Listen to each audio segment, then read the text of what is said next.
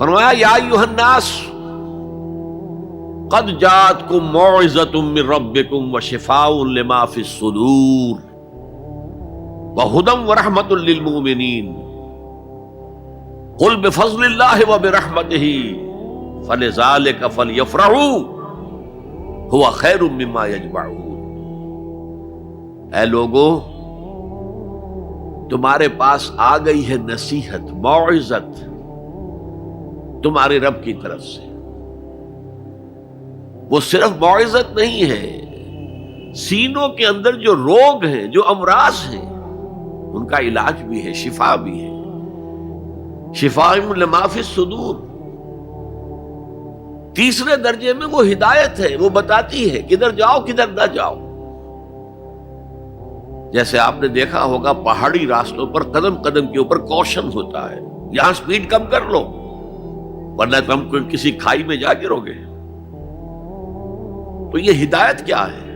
دیکھو ادھر مت جانا، ادھر جاؤ۔ اگر ادھر جاؤ گے تمہارا سارا معاملہ تلپٹ ہو جائے گا۔ یہ ہے ہدایت۔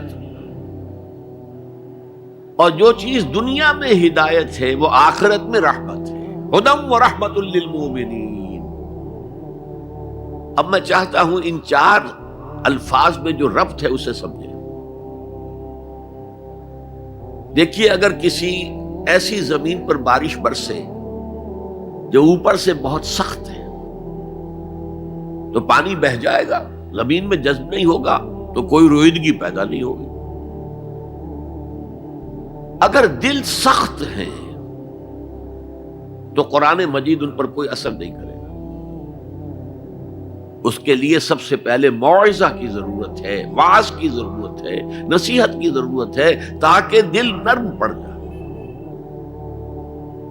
انسانی دل جب سخت ہوتے ہیں تو ان کی سختی چٹانوں سے زیادہ ہوتی ہے۔ سورہ بقرہ میں فرمایا ثم قست قلوبکم فہی کالحجارۃ او اشد قسوۃ۔ یہودیوں سے خطاب ہے، ثم قست قلوبکم من بعد ذلک فہی کالحجارۃ او اشد قسوۃ۔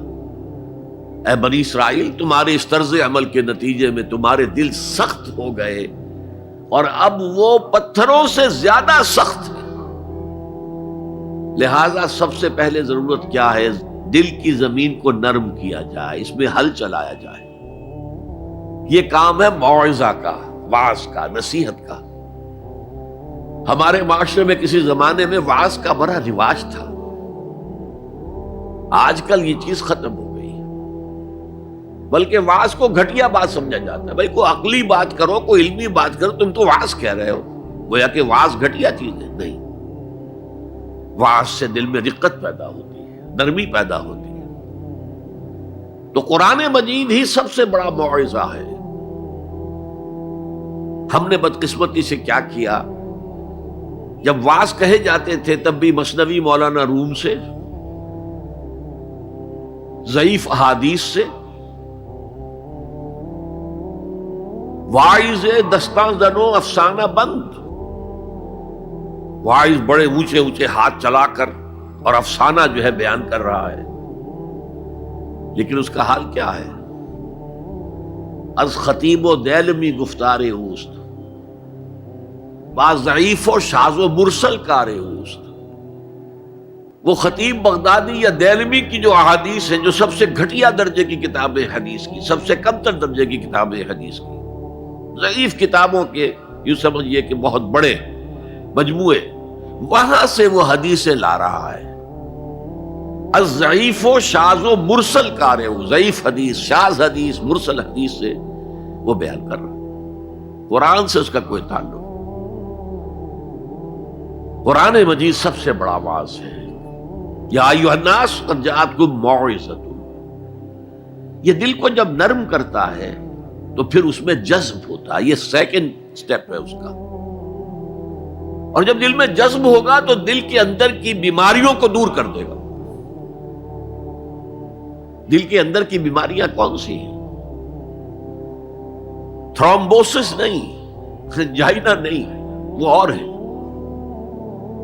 وہ دل کی بیماریاں جن کے لیے قرآن شفا ہے، وہ ہے تکبر، حسد، حب مال، حب دنیا، حب جاہ، حب شہرت، یہ ہیں وہ چیزیں کہ جو اصل ہیں، جو دل کے امراض ہیں، ان سب کو جڑ سے نکال کر پھینک دے گا قرآن حکیم۔